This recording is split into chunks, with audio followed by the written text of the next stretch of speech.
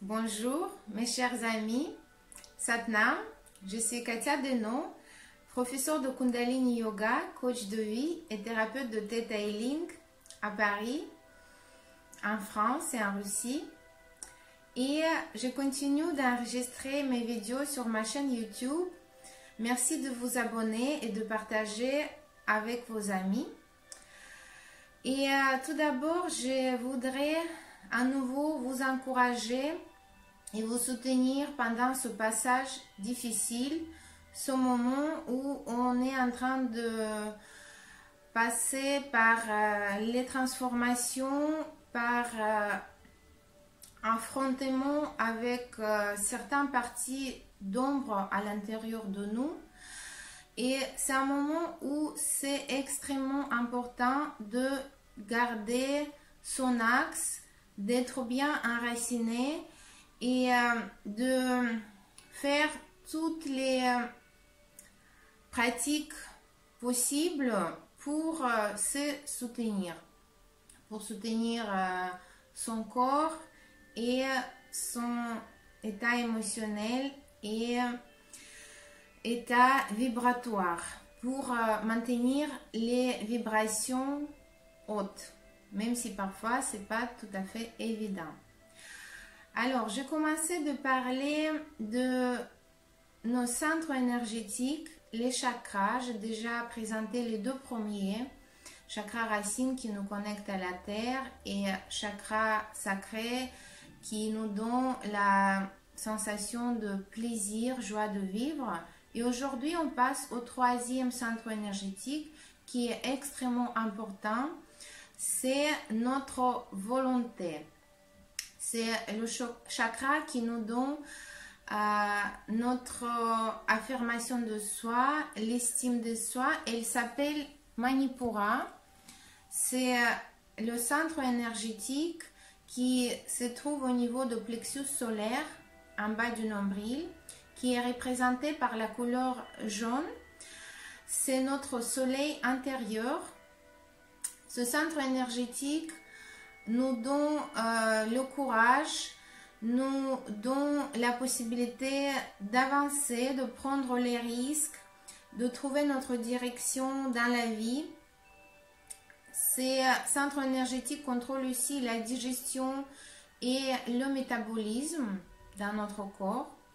Donc c'est l'élément feu, c'est notre feu intérieur, c'est une étincelle intérieure qui nous donne cet élan que nous avons besoin pour réaliser nos projets et de maintenir notre énergie pour avancer.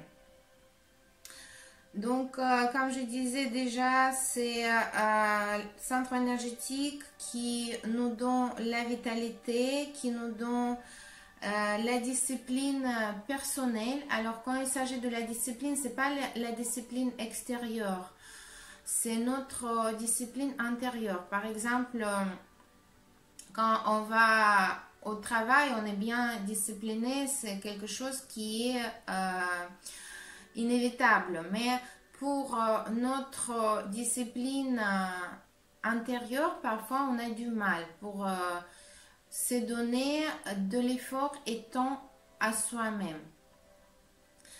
Et alors, quand ce centre énergétique est déséquilibré, on peut avoir manque d'énergie, faible estime de soi, colère, rage, impuissance, la sensation d'être coupable. Et aussi, on peut être conformiste pour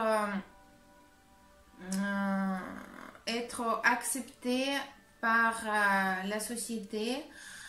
On peut aussi avoir du mal à s'affirmer.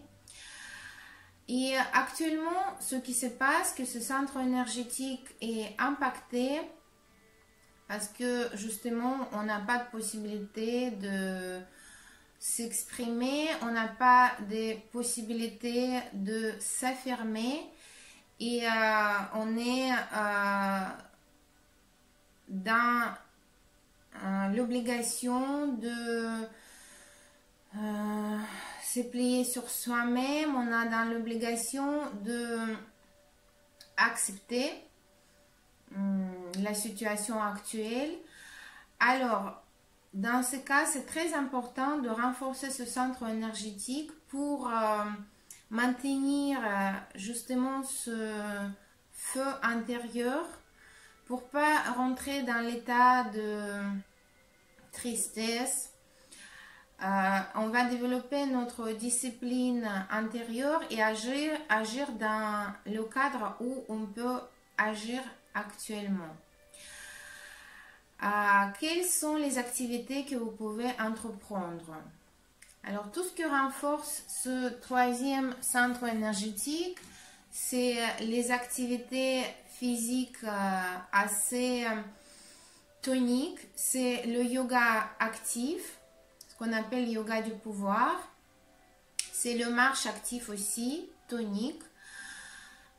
C'est tous les exercices qui travaillent notre centre d'abdomen. C'est aussi la respiration du feu notamment, qu'on utilise en Kundalini Yoga et que je vais vous présenter, je vais vous montrer pour que vous puissiez le pratiquer chez vous. Alors, comment on le fait? La respiration du feu, c'est expire puissant par le nez et au moment de l'expire, on rentre le ventre. Donc, vous pouvez mettre une main sur le ventre et on va expulser l'air rapidement et puissamment par les narines. Et en ce moment, on va rentrer notre ventre.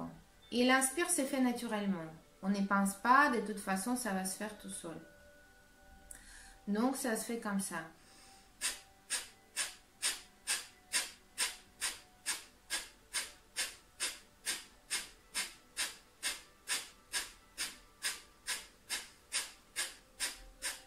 Et ensuite, on peut faire les différents exercices avec la respiration du feu. Par exemple, l'exercice qui s'appelle éradicateur d'ego.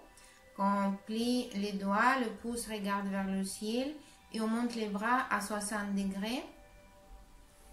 Sans plier les coudes, on fait la respiration du feu.